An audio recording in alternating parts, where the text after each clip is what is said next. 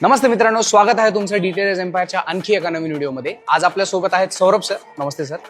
आणि सौरभ सरांची टाटा अल्ट्रॉज पर्सनली मला या गाडीचं डिझाईन खूप आवडलं मित्रांनो. ही गाडी सर आपल्याकडे कोल्हापूरहून घेऊन आले.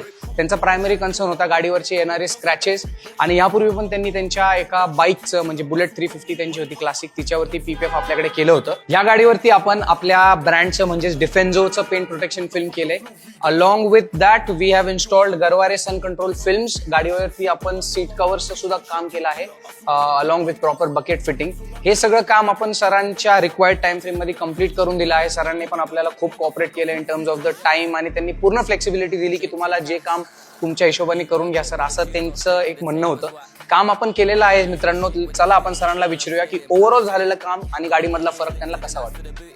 मी लास्ट इयरला माझी बुलेट इथं PPF करून घेतली होती. आता ज्यावेळेला आम्ही गाडी घेतली त्यावेळेला गाडीवरती घरात मांजर वगैरे आहे किंवा बाकीच्या याच्यामुळे स्क्रॅचेस थोडेफार आले होते. बरोबर. PPF करून घ्यायचं होतं.